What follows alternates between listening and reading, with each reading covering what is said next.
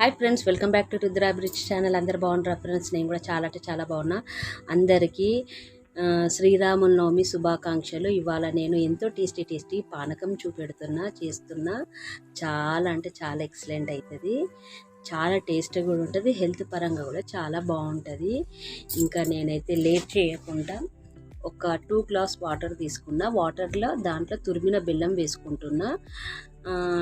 2 glass వాటర్కి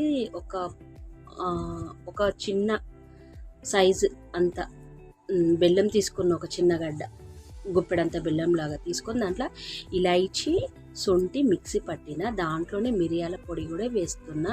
ఒక 4-5 మిరియాలు తీసుకున్న, 4-5 ఇలాచీలు, కొద్దిగా శొంఠి తీసుకొని అన్నీ కచ్చపక్క దంచేసిన, కొద్దిగా సాల్ట్ కూడా వేసిన, పచ్చకర్పూరం కొద్దిగా వేసుకున్న, ఆకు ఒక్క ముక్క, సగం ముక్క కూడా, ఒక ముక్క కూడా కాదు, సగం ముక్క వేసుకున్న, ఎక్కువ కూడా వేసుకోవద్దు. కొద్దిగా తులసాకులు వేసిన. ఇంకా చాలా అంటే చాలా బాగుంటుంది ఫ్రెండ్స్, చేసుకోండి ఇంట్లో. నేను కూడా కొద్దిగా ఒక్క స్పూన్ నిమ్మకాయ జ్యూస్ పిండి వేస్తున్నా. చూసే ముందు చూసినాక లైక్, షేర్, సబ్స్క్రైబ్ చేయడం మర్చిపోకండి. ఎంతో టేస్టీ పానకం రెడీ అయిపోయింది. ఈజీగా ఉంటుంది, టేస్ట్ అయితే సూపర్ ఉంటుంది ఫ్రెండ్స్. ఈ శ్రీరాముల నవమికి నేనైతే వడపప్పు పానకం అయితే చాలామందికి అయితే ఇచ్చినండి.